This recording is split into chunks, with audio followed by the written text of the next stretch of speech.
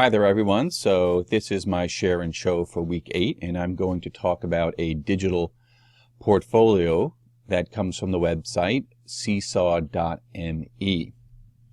So the idea with the digital portfolio is that students can upload documents, videos, audio, drawings, posters, you name it. They can upload all of these to one site. The teacher can manage the class in that the teacher can approve or disapprove of items going in. The teacher can comment on things. The student can comment on his or her own work. And ultimately, parents can be brought in and they can view the work as well. This company, seesaw.me, claims to be device independent, although I have not tried it on iPads or anything like that. I've only used it on PCs, but it says it can use phones and iPads and different operating systems. And it also allows you to sign in with your Google credentials. So if you have a Google account, you can sign in using that. For younger students, you can also sign in using a QR code, which can be generated. And here's the pricing, although I'm going to focus on the free version, which gives you quite a bit. But they do have paid versions that integrate with the student information system if you'd like. And if it's something you want to run K-12, which ideally you would want to do with a portfolio, then you would probably have to go with the paid version, because the free version limits the number of classes you can set up, and over time you would run out of those classes. So let me just scroll down a little bit here. So you can see the free version gives you almost everything that the others do. However, you can only have 10 active classes. So if I have 5 classes in a year and I set up my classes and they move on to the next grade and I set up another 5 the next year, I've already used my maximum of 10 classes. I'd have to stop or clear out the other classes to begin again. So if it's something you're going to do over the course of a year and then end it at the end of the year, the free version would work just fine, it appears. If you wanted to do more of a K-12 or longitudinal type portfolio, you'd probably have to go with the paid version. Okay, the paid one also gives you the ability to do assessments within the portfolio. But the free one really does give quite a bit, so that's the one I'm going to focus on. Okay, so I'm going to go ahead and log in first as a student. So here I am. I'm logged in as a student. I used my Google credentials to log in. And I have one class set up for my portfolio. That is my Social Studies Period 1 class. If I come over here and click next to my name, this is how I could add new items if I want to. And this is how I would join classes. Okay. Over here, this is pretty handy before we get into the items in the portfolio.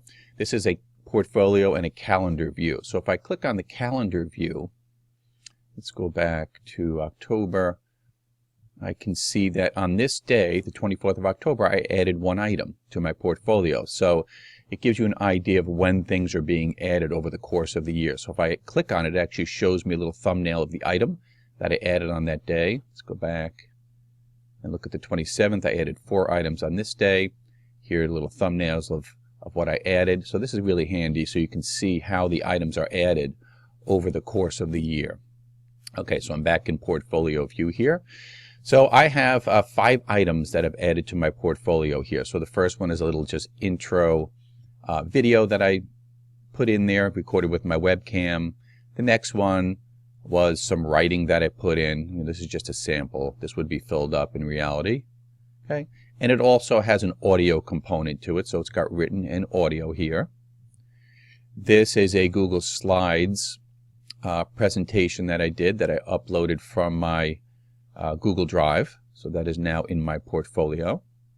And all of these things I can comment on. So I can comment on my own work here by clicking here and entering either a written text comment or an audio comment. And let's just look at this ... here. So I have this Roman architecture presentation that I have in here. If I click on this, I can go ahead and edit and do different things here. I can also share it. So if I click on share, it gives me a link to share and also the embed code. Let's go back again.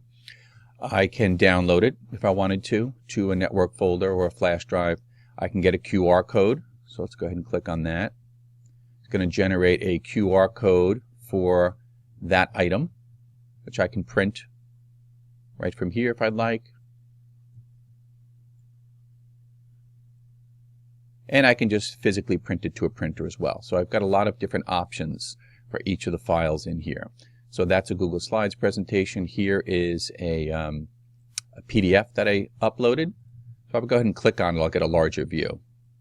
Okay, so this is let's say it's a report on ancient Egypt that I did.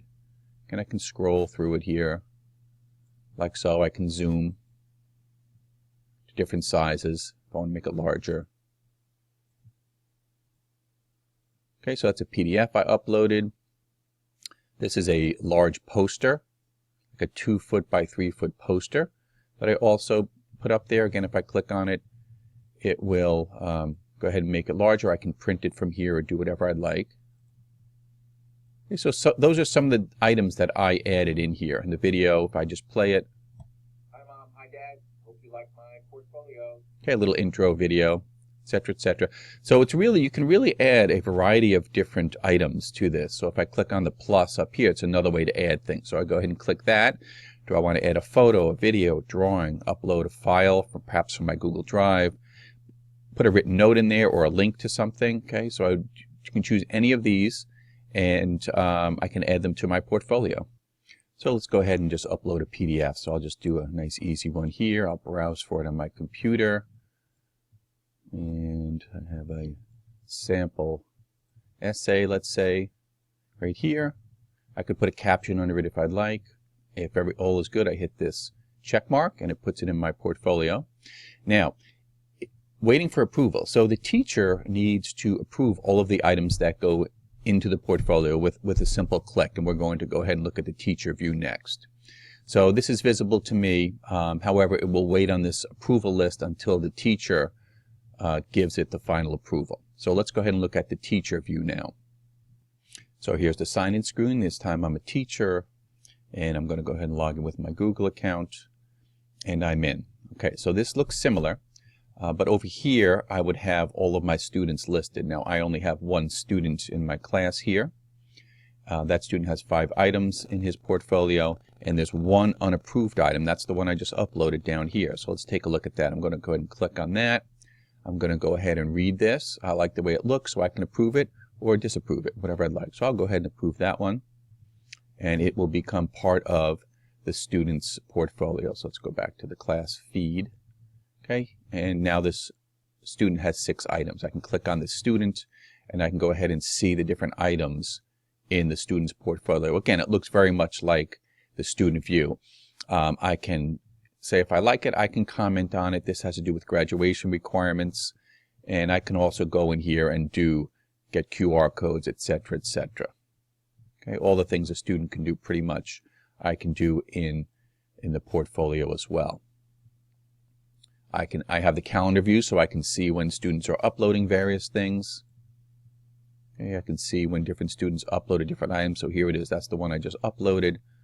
I can see that this student uploaded 1 item on this day. Okay, and the last thing, this is a class blog that you can set up as well if you'd like. So let's go ahead and log in finally as a parent. Okay, here I am. Now I'm in the parent view. So my name is Joe Parent. Here is my son, and this is his portfolio. So I don't have all of the controls, of course, that the student did. However, I can still say if I like an item, and I can comment on the different items. I can download or get a QR for an item, and I can share items. Okay, so I can do some of the things, but not all the things.